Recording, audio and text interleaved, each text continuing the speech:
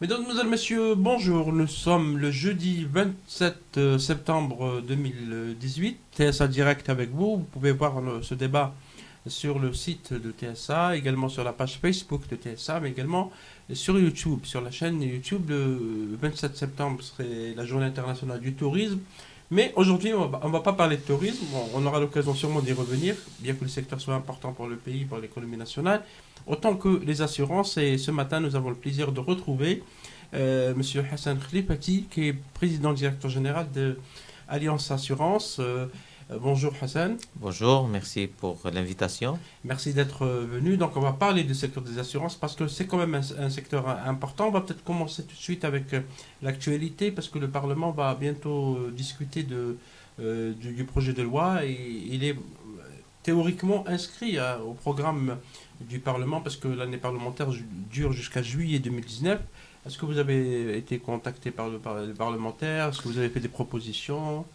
Par les parlementaires, non, mais on a fait un travail de fond avec le ministère des Finances, la direction des assurances pendant 2 ans, où nous avons débattu, en tant qu'entité, en tant qu'UAR, l'Union des assureurs de l'UAR, dont je suis le premier vice-président, Oui. et en tant que compagnie, on a été contacté par l'UAR pour un petit peu consolider les propositions. Nous avons fait beaucoup de propositions.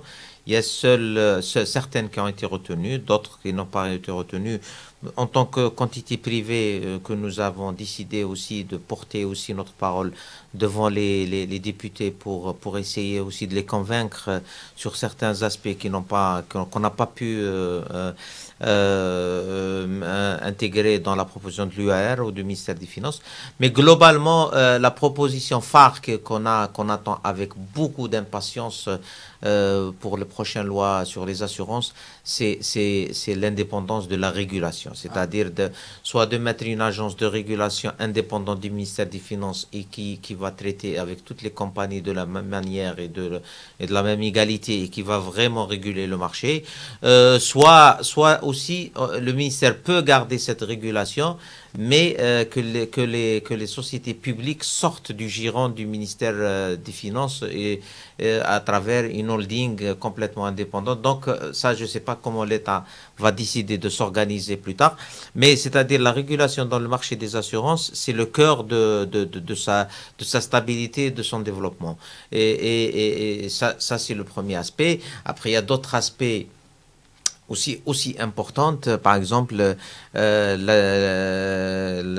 discrimination, surtout interdire le crédit dans le secteur des assurances, parce qu'il y a une brèche qui a été introduite par l'ancienne loi sur les assurances et qui fait beaucoup de mal au secteur, c'est-à-dire de permettre aux acteurs de faire du crédit en assurance et qui devient un élément de concurrence, mais au détriment de la santé financière des compagnies d'assurance, parce que tout crédit est susceptible de générer des contentieux, de générer des créances impayées. Et aujourd'hui, ces créances pèsent lourdement sur les finances des compagnies et leur équilibre financier.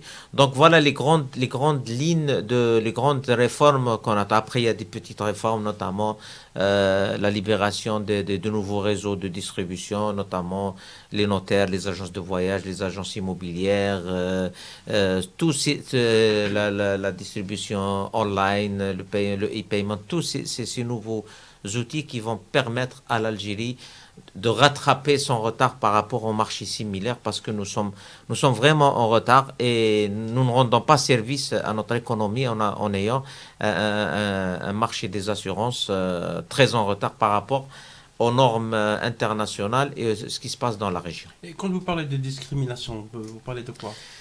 Écoutez, c'est un sujet qui revient, c'est un sujet récurrent. Nous sommes à la veille des renouvellements, de la période de renouvellement et le Renouvellement de problème quoi? des contrats d'assurance du D'accord. marché. Généralement, ça se passe entre le mois de novembre jusqu'au mois de mars. Donc tout le secteur et toutes les grandes entreprises privées ou publiques renouvellent leur contrat sur l'année 2019.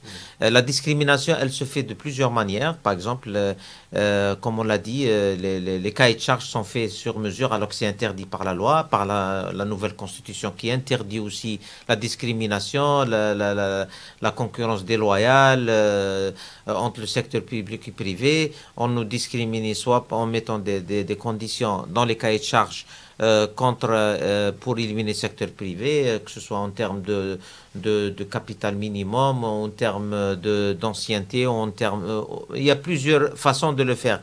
Il y a certains courtiers qui pratiquent cette discrimination parce qu'ils conseillent leurs clients, ils les induisent en erreur et on a dénoncé ça. Après, on a essayé de discuter avec l'association des courtiers, mais on n'a pas beaucoup avancé pour que ces pratiques, parce qu'elles font de la distorsion du marché et elles créent une tension sur le marché parce que et en plus, ils violent la constitution du pays. C'est des lois anticoncurrentielles. Donc, on a demandé qu'on mette des critères techniques, des critères de solvabilité, des critères de réassurance, mais qu'on ne mette pas les critères de capital ou des critères d'ancienneté ou des critères... même on est arrivé à mettre un critère pour éliminer tous les privés du résultat de l'année. Alors que c'est aberrant, c'est pas normal. C'est pas normal, mais c'est une manière de détourner la loi. Certaines personnes détournent la loi à leur profit pour se créer des propres monopoles.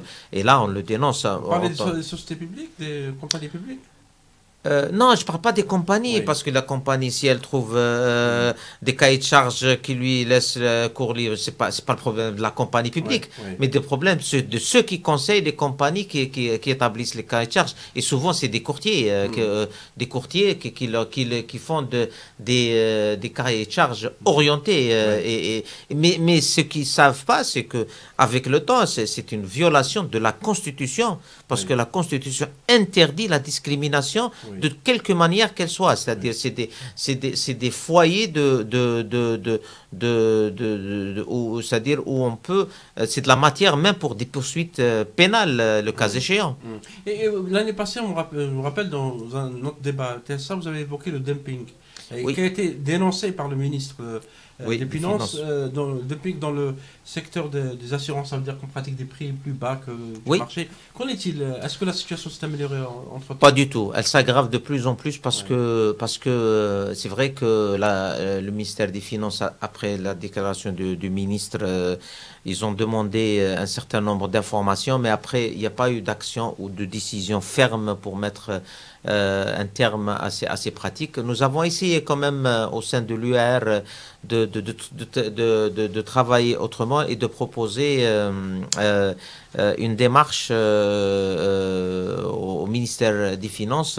On a signé une nouvelle convention entre les compagnies avec une obligation d'application pour tout le marché sur ce qu'on a appelé nous la convention multilatérale avec des tarifs planchers sur lesquels on ne peut pas descendre. Ça a été signé, ça a été transmis, mais malheureusement, elle n'a pas encore été approuvée à ce jour depuis pratiquement 16 mois. Cette nouvelle convention aurait permis au secteur, parce qu'on voulait commencer par stopper l'hémorragie en automobile, après l'élargir aux autres branches. Mais parce qu'aujourd'hui, le dumping fait du mal, il fragilise les finances des compagnies, il fragilise leur capacité à prendre en charge les sinistres. C'est pour ça, les délais s'éternisent dans le remboursement dans le secteur, bien qu'il y a des efforts. On a fait des efforts de liquidation, on a fait des efforts en tant que corporation pour liquider. Là, on va liquider le 2015, mais c'est-à-dire on n'est pas au bout de notre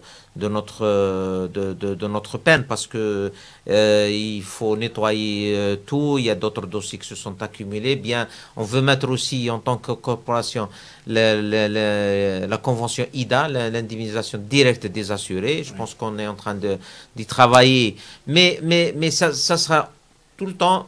Le problème, c'est un équilibre entre la capacité financière et la capacité et le nombre de dossiers. Si vous ne récoltez pas assez de primes, vous ne pouvez pas faire face aux sinistres, surtout qu'aujourd'hui, comme vous le savez, les sinistres, ils font appel à la consommation de la pièce de rechange qui est un marché libre. Oui. Donc, il y a ce qu'on appelle la dévaluation du dinar qui s'est passé ces derniers temps, oui. La raréfication, la restriction de certaines importations, ce qui a fait qu'aujourd'hui, du moins pour Allianz Assurance, nous avons remarqué que le sinistre moyen a augmenté ces dernières années de plus de 60% sur les 3 ans. C'est-à-dire si un sinistre, il nous coûtait, le même sinistre qui nous coûtait il y a 3 ans, il nous coûtait 10 000 dinars, aujourd'hui il nous coûte 16 000 dinars. Donc 16 000 dinars, mais entre-temps, la prime moyenne récoltée, elle a baissé à cause du jeu de dumping et de la concurrence et de la guerre des prix. Parce que des fois, même nous, on est obligé de faire des concessions pour maintenir notre part de marché, pour maintenir nos clients. Et c'est pour ça, même toutes les injections, par exemple, si on voit aujourd'hui tout le programme d'équipement qui a été réinjecté depuis 2 ans, on ne retrouve pas la totalité en termes de croissance du marché. Équipement public, parce oui. Ou toutes les importations de véhicules. Oui. Si vous faites le calcul sur le nombre de véhicules qui a été même monté en Algérie par rapport à l'apport en chiffre d'affaires dans le secteur, vous n'allez pas les retrouver. Pourquoi vous n'allez pas les retrouver? Parce que même tout cet apport, il est absorbé par le bas, par le jeu du dumping. C'est pour ça que c'est un jeu dangereux. On milite toujours avec les autorités publiques et nos collègues au sein de l'UAR pour mettre un petit peu un terme à ça, parce que ça ne va de l'intérêt de personne. Le marché a besoin de stabilité, a besoin d'être assuré et l'équilibre financier des compagnies d'assurance, il est nécessaire pour la pérennité de ce marché. Et qu'en est-il justement, vous parlez du marché, vous passez le mot, l'année passée, le résultat était négatif, 3,8% il me semble. Qu'en est-il du marché? Est-ce que la situation s'est améliorée du marché des assurances ou que... Enfin, en termes de chiffres, aujourd'hui, les chiffres provisoires du premier semestre, que ce soit pour Allianz Assurance ou pour le marché, oui. Nous sommes sur une progression autour de 3%. 3%. Donc, à la fin de l'année, on ne sait pas si elle va être maintenue ou elle va encore baisser. Oui. Rappelez-vous que le premier trimestre, on était à 8%. Oui. Après, on descend à 3 parce que 60% du chiffre d'affaires du marché il est réalisé au premier semestre. Donc, de l'année, parce oui. Que les renouvellements arrivent le début de l'année, donc oui. Le plus gros, il est fait. Donc, ce qui va après la période d'été, c'est une saison basse. Ça va reprendre dans les 3 prochains mois parce que il y a beaucoup de compagnies qui renouvellent avant la fin de l'année, mais le plus gros, il est entre le 1er janvier et le 30 juin. Donc aujourd'hui, j'espère qu'on aura une bonne surprise, mais c'est ça le problème, c'est qu'aujourd'hui, 2018, il y a eu quand même 3 opérateurs automobiles qui sont rentrés en production, donc c'est un apport supplémentaire ou 4, je pense, opérateurs les plus gros, c'est-à-dire ils sont 4. Ils sont rentrés donc ils ont injecté un nombre de véhicules que je ne sais pas 100 000 ou 200 000, je ne connais pas les chiffres, jusqu'à la fin de l'année. Donc ceux-là, plus le programme d'équipement, plus donc normalement nous avons un apport supplémentaire. Aujourd'hui, on ne le voit pas. On ne le voit pas d'ici la fin de l'année, on verra bien. Mais c'est ça, parce que quand vous avez le dumping plus bas, tout ce que vous avez, c'est comme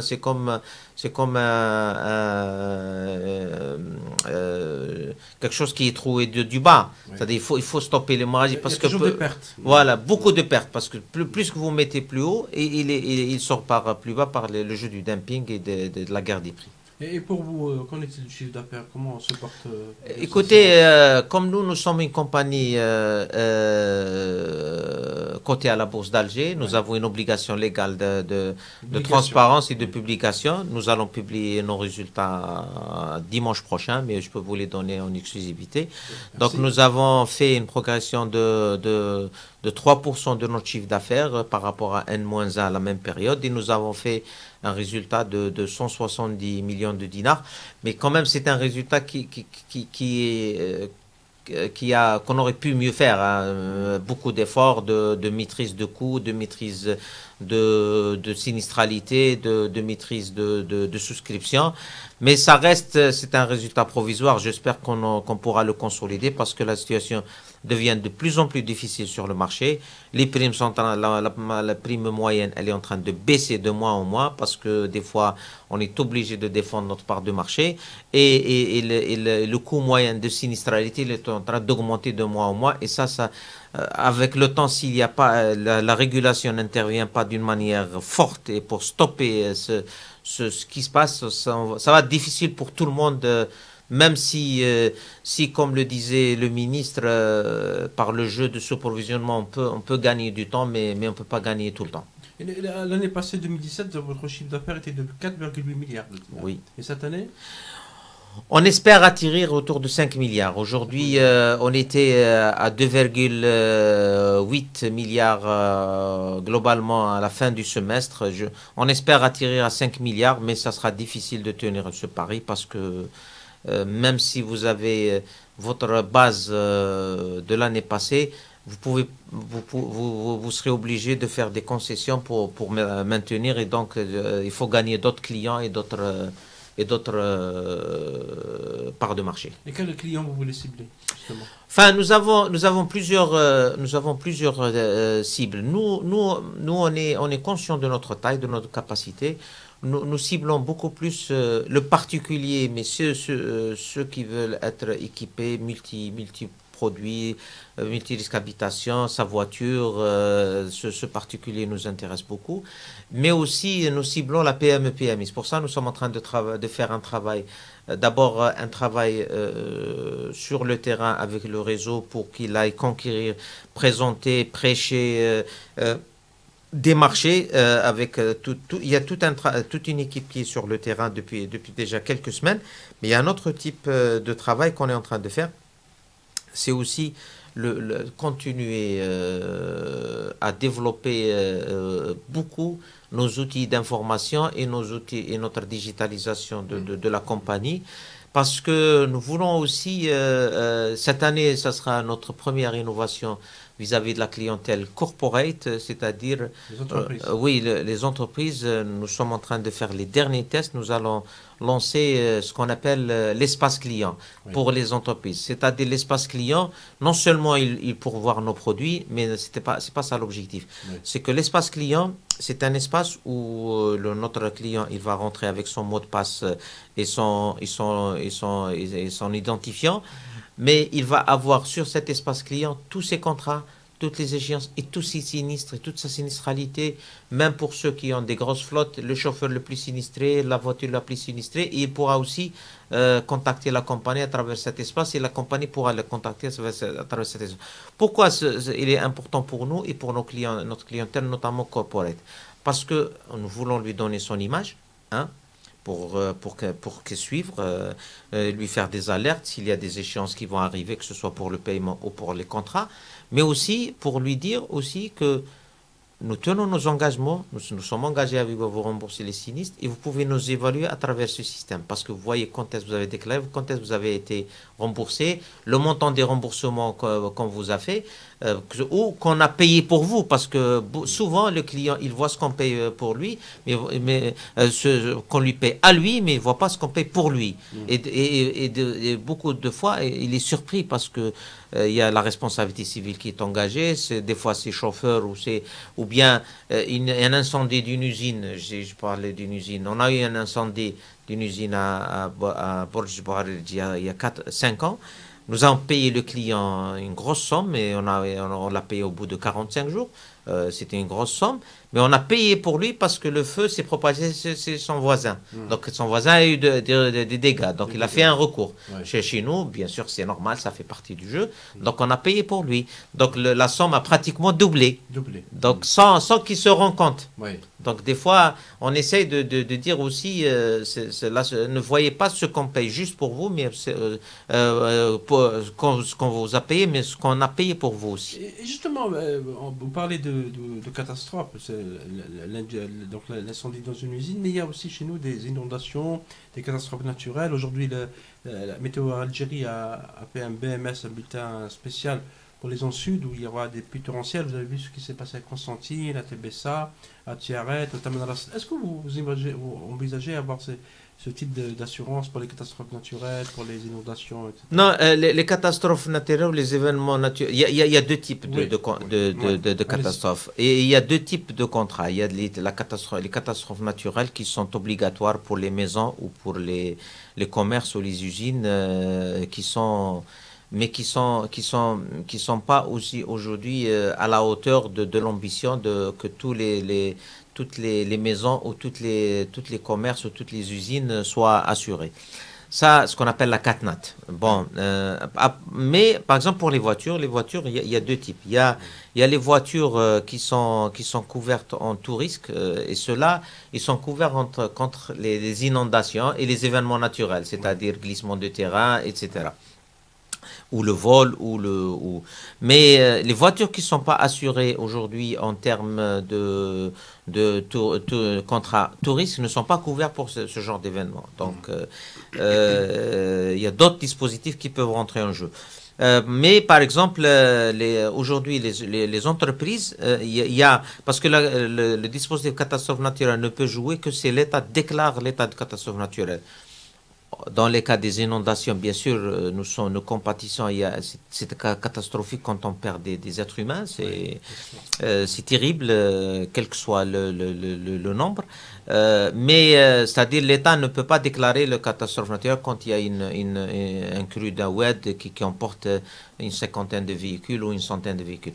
Par exemple, si je parle de Alliance Assurance, pour les dernières inondations, nous avons eu une quarantaine de déclarations sur les trois régions Tébessa, Betna et Constantine et je crois Sidi Bel Abbès. Mais sur les 40, il y a eu que 18 qui ouvraient droit parce qu'ils étaient assurés en tout risque. Donc pour cela, on a commencé même à les indemniser parce que l'expertise s'est faite rapidement. On a mobilisé notre réseau d'experts et nos agences pour dire il faut rapidement procéder soit à des remboursements partiels, soit à des remboursements totaux quand la voiture elle est complètement ou le bus il est complètement abîmé. Ça c'est la première des choses. Pour ceux qu'on a rejetés, c'est normal parce que le contrat c'est la loi des parties. Oui. Elles n'étaient pas couvertes. Je pense qu'il y a un autre dispositif avec le FG, le Fonds des garanties des assurés, et où ils peuvent faire jouer ça pour se faire rembourser et suivre une procédure. Au niveau du FGA. Malheureusement, le FGA, c'est les personnes qui doivent faire la procédure, ce n'est pas les compagnies qui doivent le faire pour eux. Le Fonds de garantie des assurés. Oui. Qui couvre un certain nombre d'événements, notamment la vocation première, c'est quand quelqu'un est victime de quelqu'un qui n'a pas d'assurance. Donc le FGA, généralement, il a ce rôle. Maintenant, je ne sais pas s'il peut substituer pour les inondations, mais globalement, donc c'est pour ça, pour ceux qui ont des entreprises, on leur suggère, on les conseille de faire la multirisque entreprise qui englobe les événements naturels et surtout les glissements de terrain et les inondations. Parce que ce genre d'événement, il est couvert sur place. Mais les CatNat, elles couvrent s'il y a une déclaration voilà. Donc c'est ça la différence. Quand elle est intégrée dans un contrat, elle est consommable sur place en cas d'événement. Mais si la catastrophe naturelle ne peut pas jouer s'il n'y a pas une déclaration d'état de catastrophe naturelle. Il y a un acteur du secteur, AXA, qui dernièrement s'est plaint un peu de clients, réduit ses activités. Est-ce que c'est lié à ce que vous avez dit sur l'état du marché ou est-ce qu'il y a d'autres paramètres? Non, enfin, je ne sais pas s'il y a d'autres paramètres. Je pense que je ne peux pas répondre au nom d'AXA, mais Oui. je pense que Ça donne une on idée. vit la même chose. Hein, on vit Ouais. tous la même chose, les mêmes difficultés. Ouais. Je pense que aujourd'hui, c'est pour ça on a dit que la nouvelle loi doit apporter une régulation forte pour mettre. Aussi, il ne faut pas oublier que nous l'avons dit aujourd'hui, à l'état actuel des choses, le Conseil de la concurrence ne joue pas son rôle réellement. C'est-à-dire, on l'a testé sur une ou deux affaires, on a compris que soit qu'il n'a pas les moyens, soit qu'il n'est pas à la bonne place. Peut-être il faut qu'il soit à la présidence de la République, rattaché à la présidence au Premier ministre, pour qu'il ait cette force juridique pour imposer.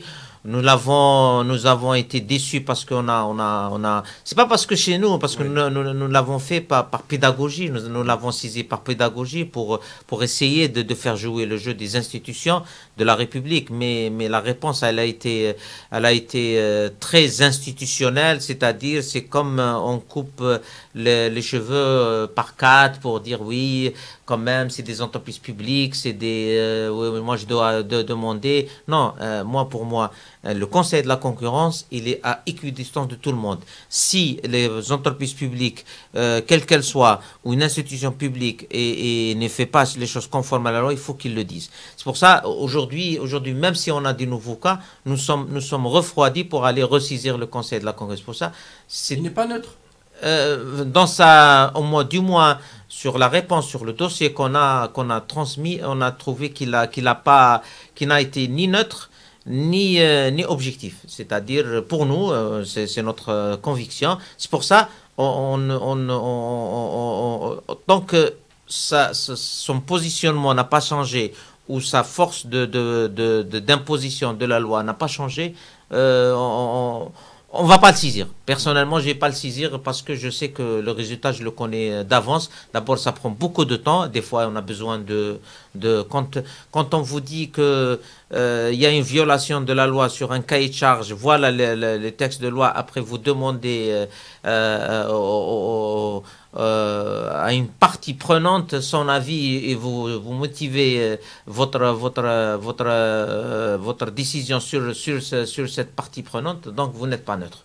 Vous n'êtes pas neutre et on peut pas construire sur cette position. C'est pour ça on dit que quand ces institutions-là ne sont pas encore mises vraiment en situation de jouer leur rôle, il serait difficile. C'est pour ça que tous les collègues souffrent. Je pense que AXA souffre comme nous. Malgré peut-être qu'elle a dans son capital le FNI, une banque publique de premier ordre. D'ailleurs, cette banque, nous l'avons dénoncée nous-mêmes parce que, en tant qu'acteur privé, parce qu'elle fait tout pour ne pas éliminer, pas dans le sens éliminer, pour dissuader ses clients d'aller chez les compagnies privées. C'est-à-dire, il y a une note qu'on a. C'est le Fonds national d'investissement. Oui, mais. Il y a une note qui empêche les. Non, pas le FNI, la BEA. La BEA qui a fait une note la Banque extérieure d'Algérie. Qui est actionnaire de AXA et qui a fait en sorte d'avoir une note en 2012 à son réseau. Elle a classé les compagnies par ordre où on a confiné les entreprises privées algériennes, sauf AXA et les entreprises publiques, dans des risques de moins de 500 millions de dinars. C'est-à-dire, vous n'assurez même pas une villa. Oui. Alors que le moindre PME, maintenant, c'est 1 milliard, 1,5 milliard, 2 milliards. Ça veut dire que c'est une façon d'éliminer le secteur privé des assurances, des risques. D'ailleurs, dans votre article, si les informations sont avérées, AXA demande à ce que, et c'est son droit, hein, à son actionnaire, de lui orienter de la clientèle directement, obligatoirement. Je ne sais pas s'ils vont le faire, mais s'ils vont le faire, nous, on demanderait bien que notre banque nous oriente les clients d'office. Ça serait bien pour nous aussi. Hein. Et c'est notre droit aussi. Hein. Oui, l'article sur AXA est publié sur TSA. Monsieur Hassan Khalifati, vous êtes membre du FCE.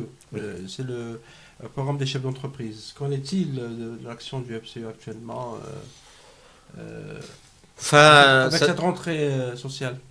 Oui, là, le FCE, il essaie de... je pense... Malheureusement, je ne fais pas partie de l'équipe dirigeante, ni je suis porte-parole du FCE. Il y a des choses sur Vous lesquelles... êtes membre à l'intérieur, vous pouvez nous parler de ces activités? Oui, oui, il y a l'université d'été qui est en train de se préparer dans une semaine à Aloued, pour je crois, entre le 5 et le 7 octobre à Aloued. Bon, pour des raisons d'agenda, je ne serai pas présent. Je pense qu'elle va parler un peu de la situation économique. Tant que le FCE, il reste dans son domaine, défendre l'entreprise, défendre l'amélioration de climat des affaires et l'amélioration du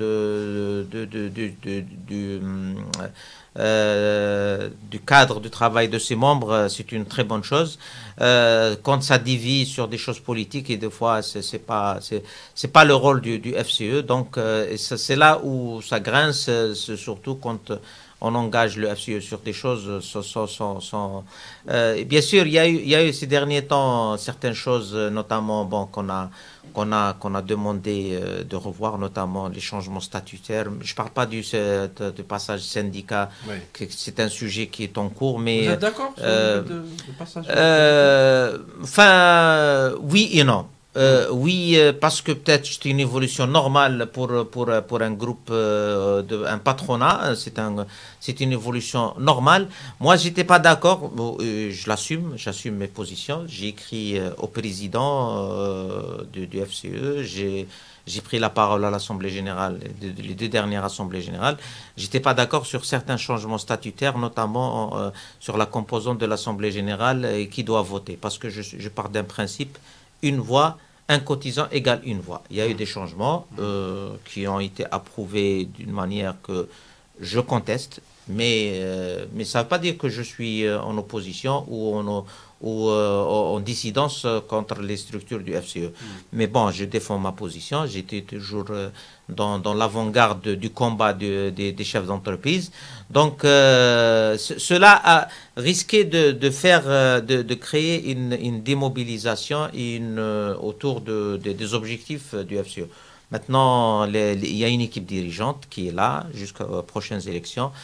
Mais les prochaines élections avec le nouveau mode, je ne sais pas s'ils vont motiver d'autres. Quand vous avez un nombre restreint qui vote, et ce nombre restreint, malgré que facialement on dit qu'il est élu, mais on sait comment ça se passe généralement. Est-ce que quelqu'un d'autre en dehors de ce groupe peut avoir la prétention de se présenter, étant donné que c'est ce groupe de 100 ou 150 ou 200 personnes Moi, j'ai écrit au président, j'ai attiré son attention il y a quelques mois, le 16 janvier, j'ai attiré son attention de ce risque qui est important pour nous. Moi, je suis au FCE depuis très longtemps, même par rapport à beaucoup de monde. Donc, mais bon, je défends mes positions. Peut-être des fois, elles ne sont pas dans la ligne directrice des... Mais le FCE reste quand même une institution importante qui regroupe des chefs d'entreprise de premier ordre et qui pourra contribuer beaucoup. Il y a beaucoup de choses qui ont été faites par le FCE. Il ne faut pas croire de dire qu'on n'a rien fait ou que l'équipe actuelle n'a rien fait. Il y a beaucoup de choses qui ont été faites. Mais je pense... C'est un avis personnel, on peut mieux faire. J'espère que l'université d'été va réussir dans quelques jours et elle va encore apporter un plus au débat économique et au débat économique et à l'avancement de la cause des chefs d'entreprise. Vous ne voulez pas que le FCE passe de la politique?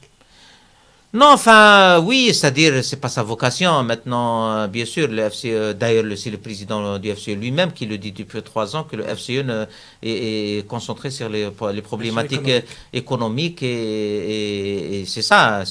Après, les membres du FCE, ils sont libres, hein, bien sûr qu'ils sont libres de faire de la politique et de soutenir qui ils veulent, mais c'est le président du FCE qui le dit depuis 3 ans.